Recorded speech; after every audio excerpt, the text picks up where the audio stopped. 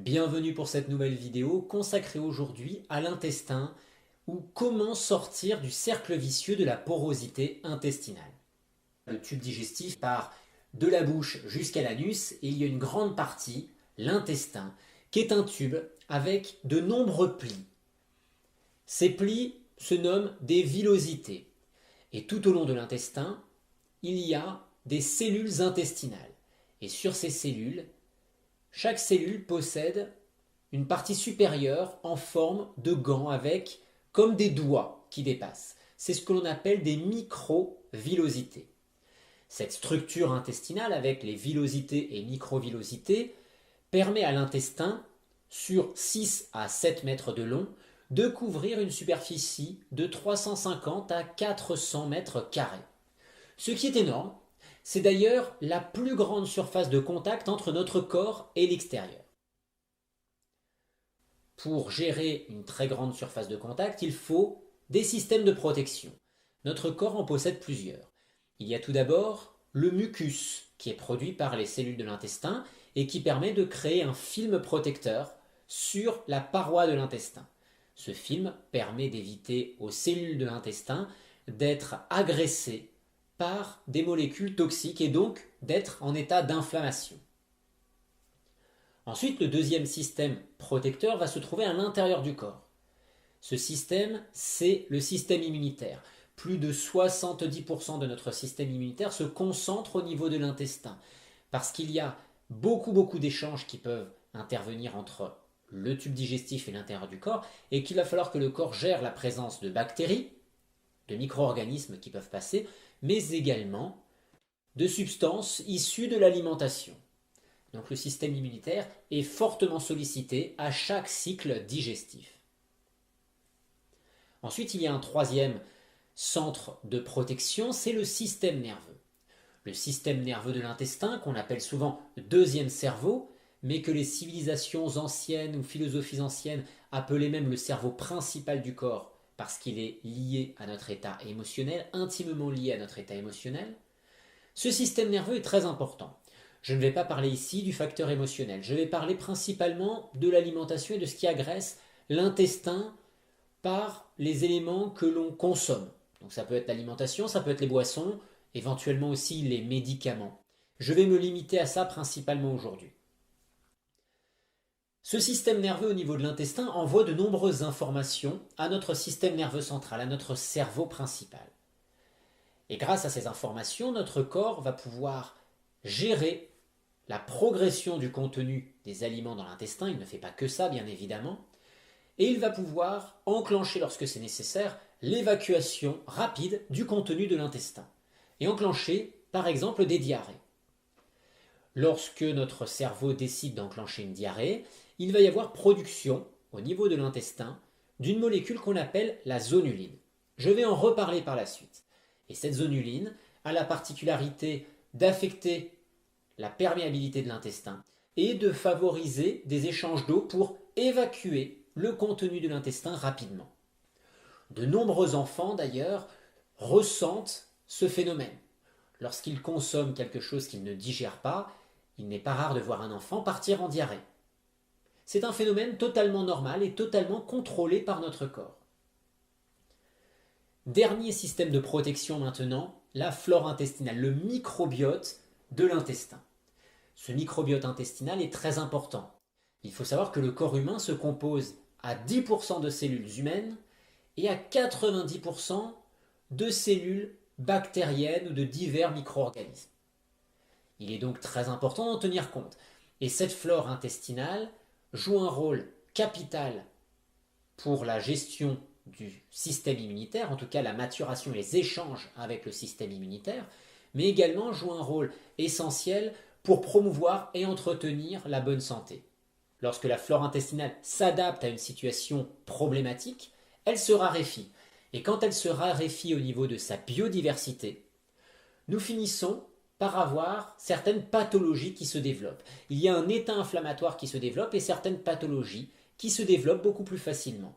C'est le cas de l'obésité, de la prise de poids au niveau de l'abdomen, mais également du diabète de type 2, de l'hypertension artérielle, de troubles cardiovasculaires, de troubles neurologiques, ou encore d'autres perturbations hormonales.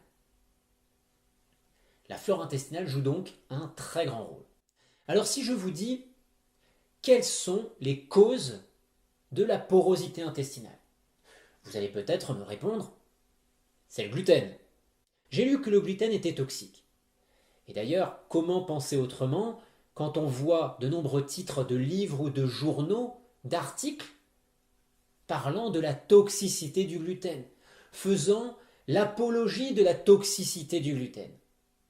Vous allez peut-être me dire aussi, c'est la caséine et les produits laitiers qui sont fortement décriés actuellement. Je vais vous répondre à cela, oui, mais pas seulement. Pas seulement parce que ça, c'est pas la cause principale. C'est seulement la suite, c'est-à-dire c'est un élément qui aboutit à cette cause principale, mais ce n'est pas la cause principale. En Occident, nous avons tendance à être très nombrilistes. On regarde notre petit coin en essayant d'étudier notre petit truc avec un angle de vue, mais on manque souvent de recul. Et je vous propose aujourd'hui de prendre un peu de hauteur et de recul. Quand on s'ouvre un petit peu et qu'on regarde ce qui se passe dans le monde, on peut s'apercevoir qu'en Asie, l'intolérance alimentaire la plus répandue, c'est l'intolérance au riz. Et cette intolérance au riz a pour conséquence des problèmes au niveau de l'intestin et de nombreux problèmes dans l'organisme, qui sont exactement les mêmes problèmes qu'avec le gluten. C'est intéressant de regarder ça parce que cette similitude montre que ce n'est pas le gluten qui pose problème, mais autre chose. Cette information est aussi très importante parce que quand on regarde de nombreux livres, magazines, sites internet, où on vous parle du gluten et des alternatives au gluten, on vous dit mangez du riz. Le riz c'est très bon pour la santé. Alors oui, le riz ça peut être une alternative au gluten. Mais c'est surtout quoi? Quand vous enlevez le gluten et que vous consommez du riz, qu'est-ce que vous faites? Vous enlevez l'élément qui cause un problème au niveau du système immunitaire. C'est ça que vous faites principalement. C'est-à-dire que l'intestin est inflammé, des substances non digérées passent la barrière intestinale, et ensuite votre système immunitaire réagit. Et quand vous consommez du gluten, ça réagit très fort, voire très très fort. Ce qui fait que certaines personnes qui sont réellement intolérantes au gluten, les malades cœliaques, ne peuvent même pas consommer quelques milligrammes de gluten. Et le problème, c'est que si vous ne changez pas votre mode alimentaire, votre manière de faire pour réparer votre intestin, et que vous consommez simplement du riz à la place des produits qui contenaient du gluten, vous allez soulager les symptômes au niveau de l'intestin et soulager les symptômes au niveau de l'intérieur du corps. Mais en aucun cas vous n'allez guérir le problème intestinal, c'est-à-dire la porte d'entrée de ces symptômes, et vous n'allez pas non plus guérir l'état de la flore intestinale. Alors quel est le problème de fond? Le problème de fond, plus que le gluten ou la caséine, c'est un problème de digestion. C'est un problème de digestion parce que de nombreux aliments finalement peuvent entretenir ou créer cette porosité de l'intestin. La zonuline, dont je vous ai parlé tout à l'heure, c'est une substance qui va être produite, par exemple, lorsque nous consommons du gluten. Mais surtout, elle est produite lorsque nous digérons mal ce gluten. Si vous consommez du gluten qui a été déjà prédigéré ou que vous digérez correctement, ça ne pose pas autant de problèmes. Par exemple, certaines personnes ne supportent pas le blé, mais peuvent consommer du petit épeautre. Dans le petit épeautre, il y a quand même du gluten. Il est mieux toléré, mieux digéré, mais il est quand même présent. Ce qui montre bien que ce n'est pas un problème de gluten à proprement parler, c'est un problème de digestion. Alors cette zonuline, qu'est-ce qu'elle provoque? Cette zonuline, c'est une protéine ou une hormone, puisqu'elle est produite à différents endroits du corps, qu'elle circule dans le sang. Et cette zonuline va avoir la particularité au niveau de l'intestin, quand elle est produite dans l'intestin, entre autres, d'ouvrir la barrière au niveau des jonctions serrées. C'est-à-dire que les jonctions serrées, c'est ce qui permet aux cellules intestinales d'être l'une contre l'autre et d'être soudées, solides, et de maintenir une certaine perméabilité qui n'est pas excessive. Et lorsque cette zonuline est produite, il n'y a pas que cette protéine, mais entre autres celle-ci, il va y avoir une ouverture. Et donc certaines substances vont passer beaucoup plus facilement. Mais ce qui est intéressant, c'est que cette molécule, la zonuline, n'est pas produite qu'au niveau de l'intestin. Elle est produite au niveau des reins, au niveau du cerveau, au niveau du cœur, au niveau de différents organes de notre corps. Et ce qui est très intéressant, c'est qu'elle est produite en quantité dans les maladies inflammatoires. Diabète de type 2, problèmes cardiovasculaires, problèmes hormonaux, troubles métaboliques. Ce qui est intéressant, c'est que ces maladies sont favorisées par une flore intestinale avec une faible diversité. Et cette faible diversité signifie d'ailleurs que le corps a de moins en moins de capacités adaptatives, c'est-à-dire qu'il va de moins en moins pouvoir faire face à son environnement, gérer les changements alimentaires, gérer les situations qui changent au niveau de l'environnement. L'organisme est tout simplement plus fragile. Donc une flore intestinale fragilisée ou affaiblie va être la porte d'entrée pour les maladies inflammatoires et pour la production de cette zonuline.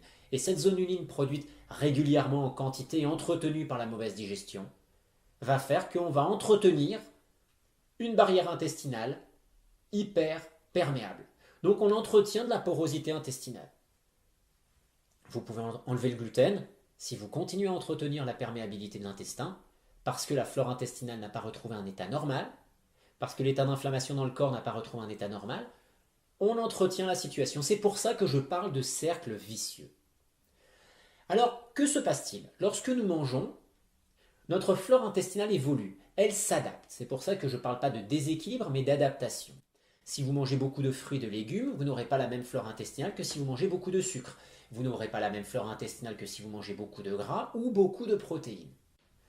Et cette flore intestinale va encore évoluer si vous ne digérez pas correctement le contenu de vos repas. Si vous ne digérez pas correctement les glucides, vous allez aller vers une flore de fermentation. Si vous ne digérez pas correctement les protéines, c'est une flore de putréfaction. Et cette flore va encore changer si vous ne digérez pas correctement les graisses. Le problème, c'est qu'à force de mal digérer régulièrement, de manière récurrente comme cela, vous allez petit à petit perturber cet intestin, c'est-à-dire que la flore va être de moins en moins diversifiée. Et à force d'avoir une flore qui est de moins en moins diversifiée, on crée tout un tas de pathologies. Donc vous prenez de la glutamine ou vous prenez tout un tas de produits probiotiques par exemple, mais vous entretenez cette porosité de l'intestin et cette manque de diversité au niveau de la flore par l'alimentation, finalement vous entretenez ce problème. Alors d'autres facteurs entretiennent le problème. Certains médicaments, des anti-inflammatoires, comme l'ibuprofène par exemple, le kétoprophène, on retrouve aussi l'aspirine, on retrouve les chimiothérapies, la radiothérapie qui peuvent causer des problèmes au niveau de l'intestin. Bien sûr, les antibiotiques par rapport à l'effet sur la flore bactérienne. On va retrouver aussi tous les produits qui sont des antiacides, qui eux vont perturber la digestion et donc sur le long terme ça va affecter par voie de conséquence la flore intestinale. On peut également avoir le stress, l'alcool, les sodas, tout un tas de choses qui va entretenir et amplifier ce phénomène. Les édulcorants également, comme l'aspartame par exemple. Alors si vous voulez agir en profondeur, il va falloir stopper ce cercle vicieux, c'est-à-dire arrêter d'entretenir cette porosité intestinale et arrêter d'entretenir cette faible diversité bactérienne au niveau de l'intestin. Alors que faire? Prendre des compléments alimentaires? Pourquoi pas? Mais ce n'est pas la solution principale. Pour moi, je vais vous donner 3 axes. Le premier axe, c'est l'alimentation et surtout la digestion. Commencez à vous centrer sur votre digestion. Arrêtez de dire oui, mais c'est parce que les industriels nous produisent des aliments qui sont indigestes, nous produisent des aliments qui sont de mauvaise qualité. Arrêtez de dire oui, on nous donne du blé qui est muté. Ok, très bien. Ça, c'est la situation actuelle. Mais au lieu de se plaindre de ça et de dire c'est la faute à, prenez maintenant votre propre responsabilité de dire ok, je vais commencer à m'intéresser à mon corps et à regarder comment ça se passe au niveau du système digestif pour faire en sorte que la digestion se passe mieux. Mieux digérer, ça veut dire déjà mieux mastiquer. Si vous ne mastiquez pas beaucoup, mastiquez plus. Prenez votre repas dans un environnement plus favorable, plus calme. Adoptez un comportement après le repas qui est plus favorable. C'est-à-dire si après le repas, vous savez que vous avez du travail intellectuel intense, vous êtes dans le stress, vous faites de l'activité physique, il va falloir adapter ce repas pour qu'il soit plus facilement digéré. Est-ce que vous avez, après votre repas ou dans les heures qui suivent, à quelques moments de la journée, beaucoup de ballonnements, beaucoup de gaz, odorant ou pas? Ça va montrer que votre digestion n'est pas satisfaisante. Avez-vous des coups de fatigue après le repas? Si vous avez tendance à avoir des coups de barre après le repas, que vous prenez du café ou d'autres stimulants pour vous booster, c'est problématique. Cela indique une situation problématique. Et même si vous prenez du café par habitude, en disant bah, moi j'ai pas de souci de digestion, ça va bien, j'ai une bonne énergie après le repas. Mais en fait, si vous prenez un café par habitude, de toute façon, ça camoufle les choses. Et il faut savoir que le café va de toute façon perturber aussi la digestion. La digestion ne se passera pas de la même manière que si vous ne prenez pas ce café. Ça va perturber la digestion. Regardez aussi la composition de vos repas. Regardez le choix des aliments. Si vous ne tolérez pas le gluten ou n'importe quel aliment, enlevez-le. Arrêtez de le consommer en permanence parce que cela entretient le problème. La composition des repas. Beaucoup de personnes ont tendance à faire des repas avec beaucoup de choses, beaucoup d'aliments différents sur un même repas. Et ça pose de gros problèmes parce que notre corps n'est pas capable de faire une digestion correcte avec plein d'aliments différents. Il faut donc simplifier, épurer l'alimentation. De la même manière, il y a trop souvent des préparations industrielles, des produits industriels dans l'alimentation. Et ces produits industriels sont indigestes au possible, de par les ingrédients qu'ils contiennent, le niveau de transformation de ces ingrédients. Donc on entretient cette indigestion récurrente. Et le problème, c'est que quand on est en mauvaise digestion du matin au soir, ça peut poser des soucis importants. Encore une chose par rapport à l'alimentation, vous pouvez faire attention à l'organisation de votre alimentation pour que cette organisation soit cohérente sur l'ensemble de votre journée afin qu'elle soit compatible avec votre capacité digestive. Si vous faites 4-5 prises alimentaires par jour, à chaque fois avec des aliments lourds à digérer, au bout d'un moment, vous allez dépasser votre capacité digestive. Et dès que vous dépassez votre capacité digestive, ce sont des aliments mal digérés qui vont entretenir une flore intestinale raréfiée, qui vont entretenir l'inflammation de l'intestin et cette porosité de l'intestin. Donc première chose, la digestion, parce qu'elle va permettre d'arrêter d'entretenir ce terrain favorable à la porosité de l'intestin. Deuxième axe, l'allègement alimentaire. Si vous voulez vraiment guérir en profondeur, il va falloir laisser votre intestin au repos.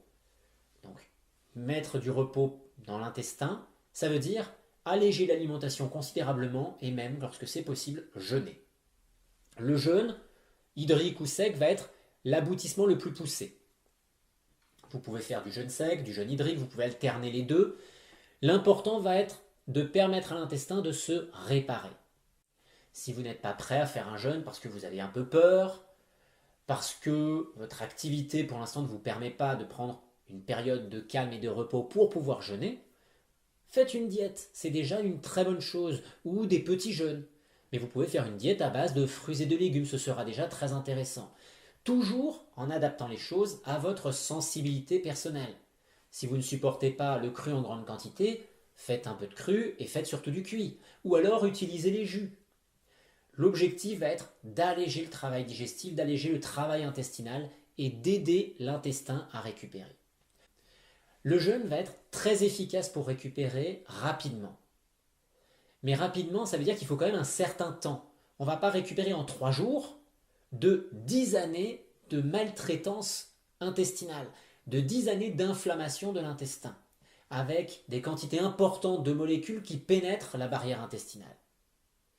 Si vous êtes dans cette situation-là, j'ai accompagné pas mal de gens dans cette situation, il est nécessaire d'avoir un petit peu de patience pour que le corps fasse le travail. Si vous êtes déçu en disant j'ai fait 5 jours de jeûne et honnêtement ça ne marche pas, mais il faut savoir que 5 jours de jeûne seront insuffisants pour réparer un intestin en profondeur.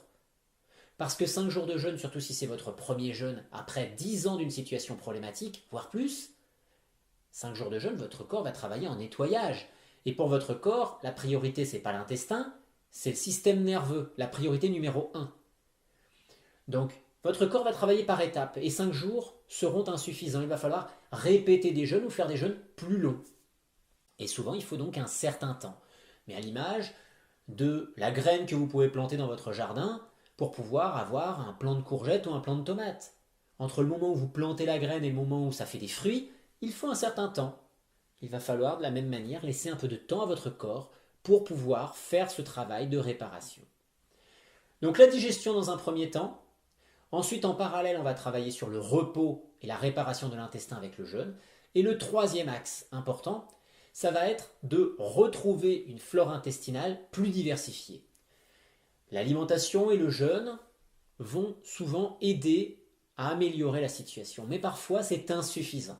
Il va donc falloir avoir recours, lorsque c'est nécessaire, à des probiotiques, soit des probiotiques naturels, présents dans des aliments fermentés par exemple, ou alors des probiotiques sous forme de compléments alimentaires.